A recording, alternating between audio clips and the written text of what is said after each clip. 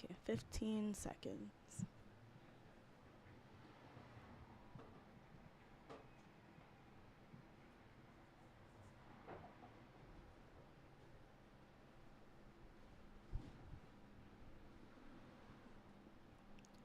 Hello and welcome to Curated by KB on River West Radio. I am your host, Kendall Bell. And you are listening to, like we said, Curated by KB, where we introduce different creatives, music artists, entrepreneurs in the area. And today I am here with a special guest, Fatima Laster. Hi, Fatima. Hey, Kendall. How are you? Good. How are you? Good. So, first of all, can you start off by telling us all a little bit about yourself, both as a creative and as an individual?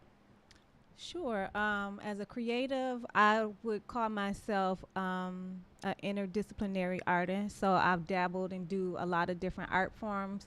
Initially, I probably would have called myself just like a painter, but I do work with a lot of different mediums. I make wearable designs. I do performance-based work. I work in collage, photography, and so I'm kind of like a mix of practices all in one. And other hats that I wear are a curator, and I'm a owner and operator of 5 Points Art Gallery and Studios in the community. That's amazing. So, can you tell us a little bit more about 5 Points Art Gallery and Studios? Definitely. So it is, I will call it a labor of love, and I also like to call it a hearth. It's a mixed-use art space and very much geared towards representation and residency space and development for artists of color or other marginalized groups, just from the dearth of opportunities or the overlooking of these artists is in the broader art industry and community at large. And so I created this space, a communal space. So I call it like my Harlem Renaissance space, so we could Nice. network, powwow, help each other elevate and develop, and also provide safety and security for a lot of the exploitation that goes on. And it is in my childhood neighborhood. I grew up right around the corner from the gallery. I am a Milwaukee native and resident.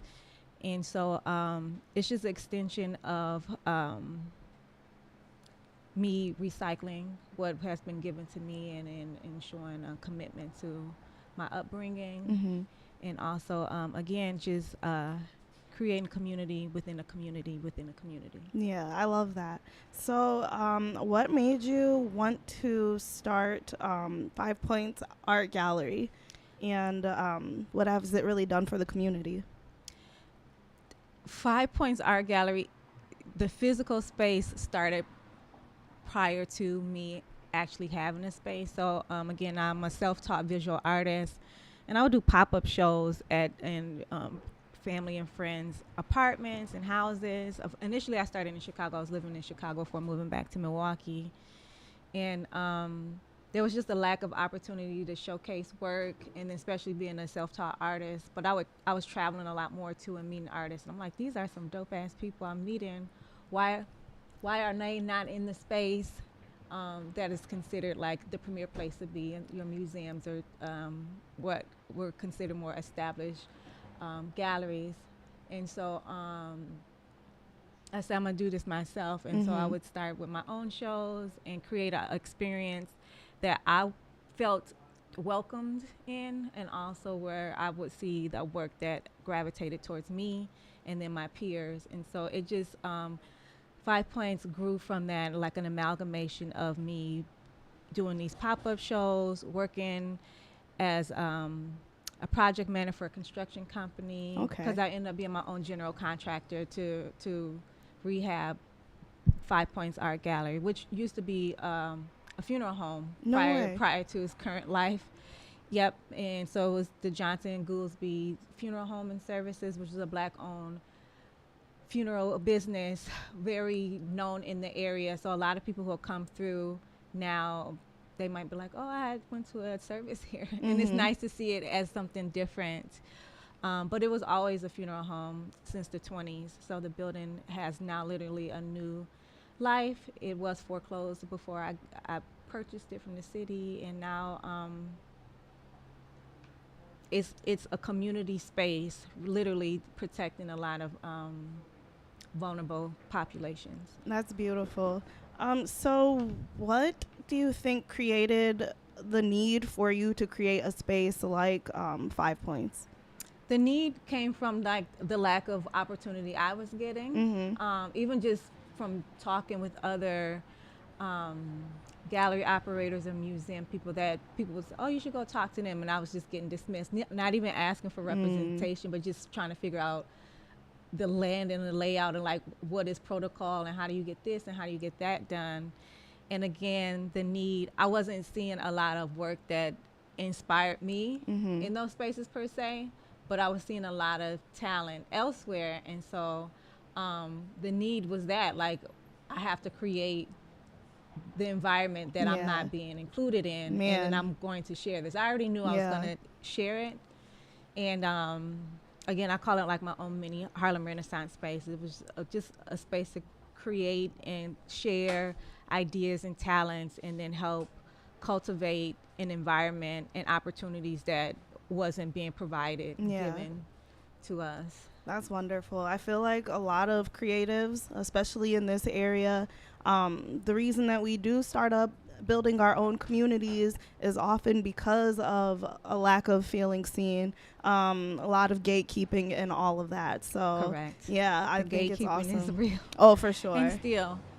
And it manifested into what it needs to be. Like, it's grown, even it's bigger than me, I like to say. So I always had a residency component, but the residency component it didn't mirror what you might see in a traditional art residency kind of situation. I was dealing with a lot of housing insecure people, and so that shifted how I could operate, and how I could I guess generate funds, because I was always looking to make it accessible and affordable. And so even those residency spaces were fully furnished, so no one had to worry about anything. You come in, it works out, you have a place to be a respite, you have a place to produce, you have a place to collaborate, and just kind of explore and grow and go from there. And so that's been the heart of all the different avenues, because there's a culinary arts kitchen, there are work studios as well. It's essentially, how do you make it accessible, and how do you make the people who have been left out know that they have a place here, and that they have they deserve to be seen and appreciated elsewhere as well. That's wonderful. I think that is such a beautiful thing that you have done for the community. We are here talking with Fatima Laster. Let's get into a little bit of local music, and then we will continue the conversation. This first song is actually by myself and a very talented artist who's originally from Nigeria but has been here in the Milwaukee area for, I guess, the past 10 years. This song is Energy, the alternative mix, Kendall Bell featuring Calvin Sosa. Check it out. But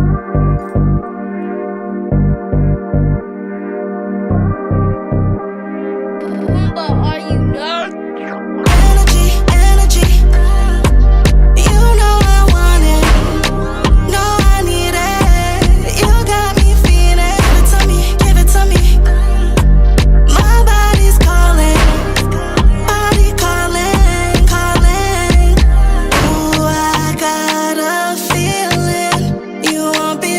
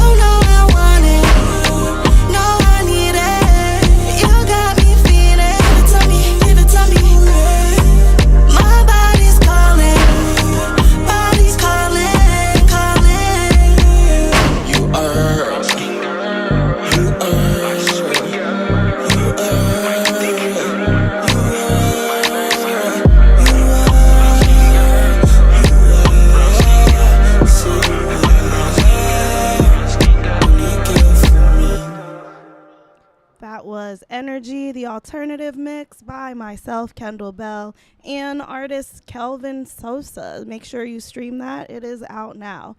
We are here chatting with Fatima Laster of 5 Points Art Gallery and Studios. So, Fatima, we were talking a little bit about how you really created the space out of a need for us all to be seen and a place where we're not like gatekeeping. So I would like to dive a little bit more into the gallery. So I know that you are having an art and music festival coming up, Save the Gallery.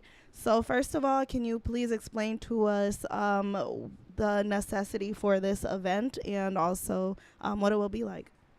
So the gallery has been in operation 7 years, and so it's survived a lot of difficult times, but the most challenging time it's facing right now is coming up with a $260,000 balloon payment, which is a lump sum of $260,000 due by the end of the year to pay off my loan with my lender, the Greater Milwaukee Foundation. And so as a part of that initiative, I need collective help to keep the gallery. Like foreclosure is like an imminent threat to the space, which means an erasure of not only what I've put into it, but what other artists have put into it and what culturally and community based, even for the city and state, because there are a lot of awards and recognition that the gallery has generated within the state and abroad.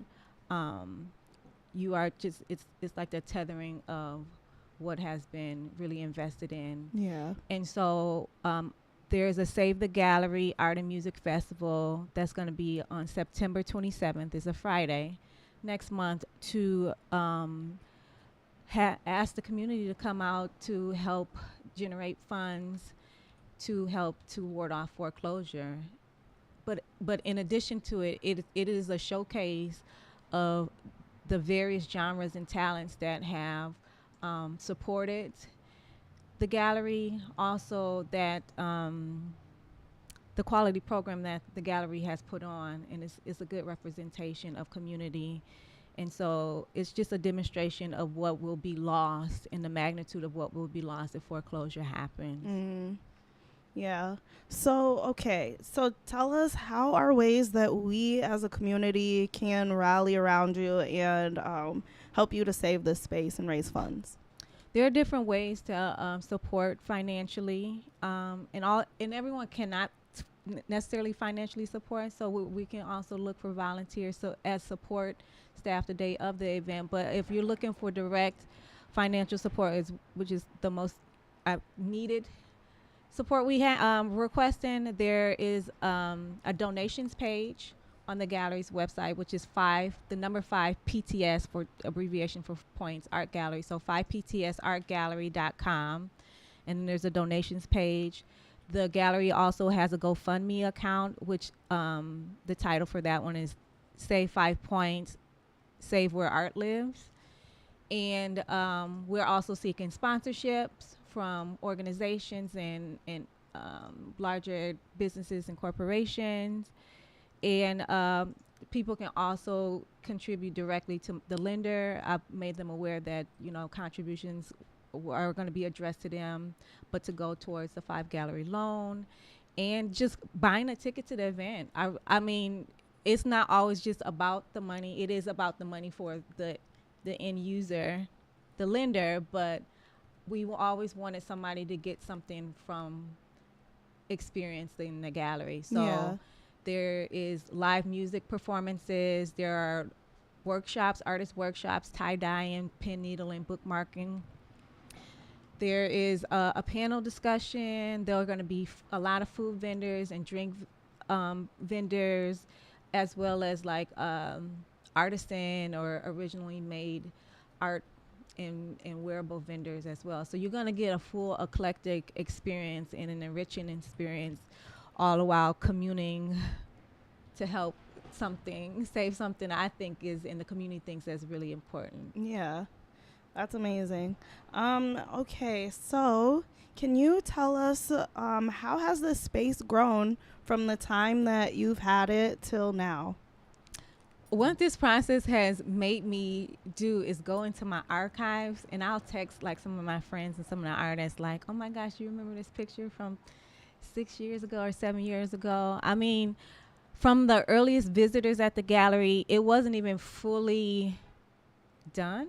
So we were part of Doors Open Milwaukee in 2018, and you could still see through some of the gallery walls, but we did have a mini art display so people can get a teaser about what's going to be here. And we took them on a tour of the artist residency space, which was not completed at the time.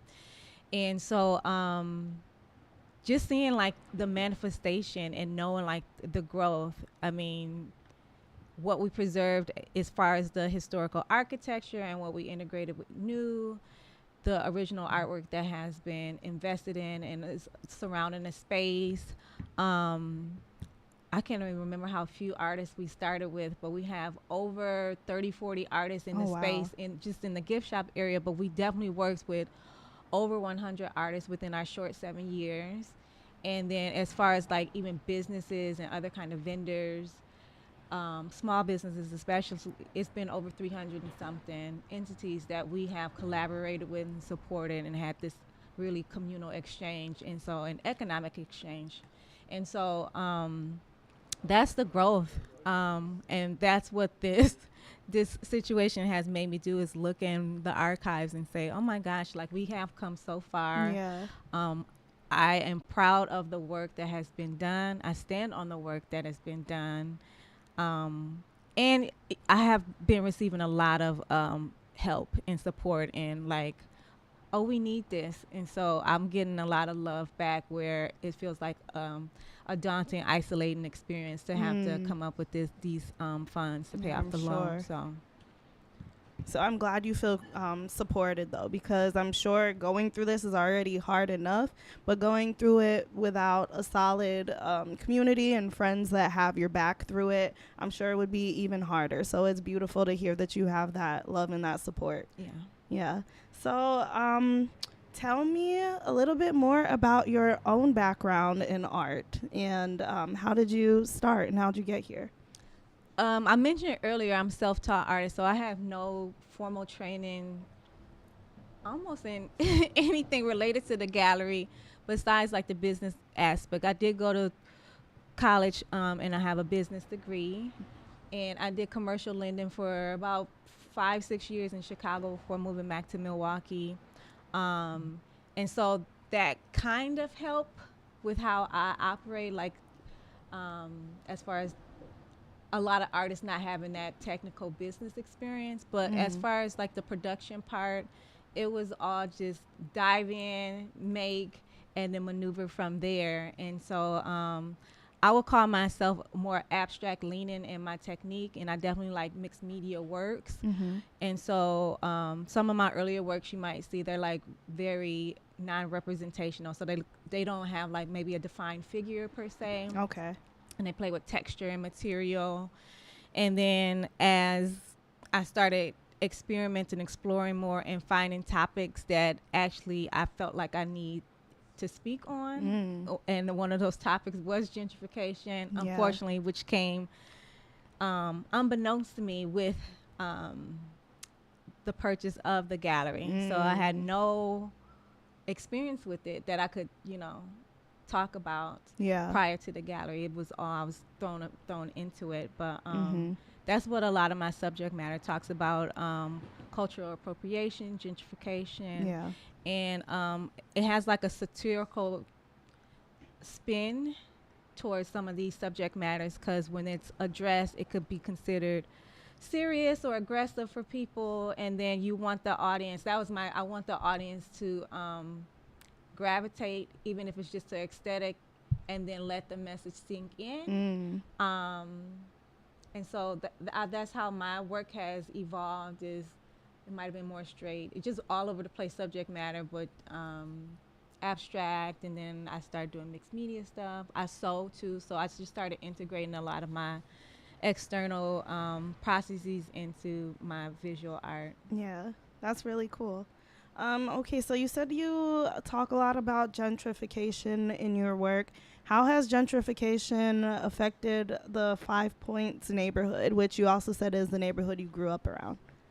It's affected it in multiple ways. It's affected it by just the affordability of the taxes that are skyrocketing for no reason, and the resistance by the city to like justify and like validate these experience. And so that's compounding with like even the energy costs with we energies, and it's like it makes it hard to sustain. I get a text or mail flyer or email daily or phone calls. I want to buy your building. Can we talk about this? Hey, and it's some stranger from out of nowhere. Hey, I'm looking to add to my portfolio and I want to buy your home, and it's not listed for sale. And so it's just it's an aggressive bombardment of instability. Yeah. And the question is like, okay, where do you want me to go? Where do you want us to go? In a box. And right. and what do you, and then what value are you getting from my blood, sweat, and tears that I put into this? So what is that? Is it okay that you can just take this? Do you sleep at night? Okay. No, like, okay, yeah, they did this. Okay, it was cute. Let's just take that. Yeah. And so that's how it has played an effect. We have hosted solidarity marches across the city to protest against gentrification and displacement. I have been on many of city panels, not panels, but like the sessions to talk about different ways to approach revitalization, and so that resident can have not only just input, because they'll use that as a generic, but actual access and to these to the changes, and be able to stay. Yeah. And so and partake a part of it. And so yeah, I have signs on the doors like, this is not welcome, gentrification is not welcome here, in different languages. And that we want it to know it's not just a black issue. I think we are the most hit for every issue, but it is an income issue as well. And also just to know, like, some of these people who are gatekeepers or the organizations are the gentrifiers. And so it's balancing what they offer as bait financially, which a lot of people are struggling financially, and what the long-term ramifications are. Yeah. And so the loan I'm in, I didn't have any different options. It wasn't something that a traditional bank would give me. And it was a belief that, like, this is a very community-focused organization that really cared about not repeating history in regards to real estate and displacement, and understanding, like, our community. But, you know, more dialogue clearly is needed. Yeah. And more change is needed. And so hopefully something will come. But in the meantime, it's like the community is grassroots. Like, can we save us? Yeah. And that is an important question, and it's a necessary one. So, yeah. Okay, let's get into our last song for today, and then we will round up our conversation here with Fatima. This song is called Tango Todo by Mommy Zaddy, an artist out of Waukegan, Illinois. So check this song out, Tango Todo by Mommy Zaddy.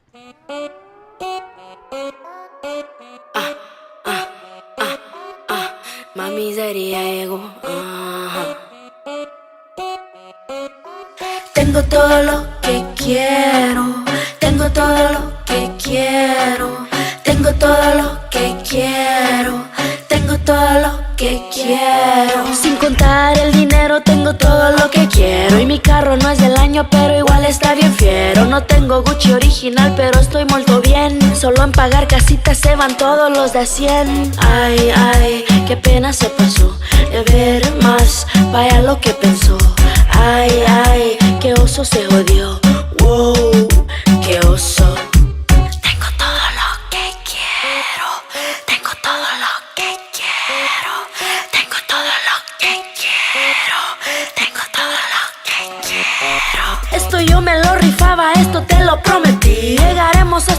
agradecida por lo que contribuí. Ay, gracias, gracias, me digo siempre a mí. Gracias, gracias, yo te lo resolví. Tengo todo lo que quiero, tengo todo lo que quiero, tengo todo lo que quiero, tengo todo lo que quiero. Arribo con ay, con cualquier zapato llego, sí con falta de dinero, pero siempre ando en vuelo. Esto no es lo que pensábamos, no es por lo que rezábamos. Recuerdo a Don Francisco en la tele todos los sábados. Ya llegó por quien lloraban, por fin me salí de cama. Antes no creían en mí, antes no me alababan, antes me cerraban puertas, antes no me daban nada. Ahora me quieren aquí, ahora rompo la ventana. Nos vamos rompiendo, nos vamos prendiendo, vente y nos vamos. Nos vamos rompiendo, nos vamos prendiendo, vente y nos vamos. Agua, luces, aquí hay aire central, pero no tan high. Tengo ganas de armar un desmadre y no hay nada ni nadie que nos pare. Wow, todos me solicitan, wow, más fresh que la brisa, wow, en lo que el sol se quita. Tengo ganas de armar un desmadre, wow, todos me solicitan, wow, más fresh que la brisa, wow, en lo que el sol se quita. Tengo ganas de armar un desmadre. Tengo todo lo que quiero, tengo todo lo que quiero, tengo todo lo que quiero, tengo todo lo que quiero, tengo todo lo que quiero, tengo todo lo que quiero.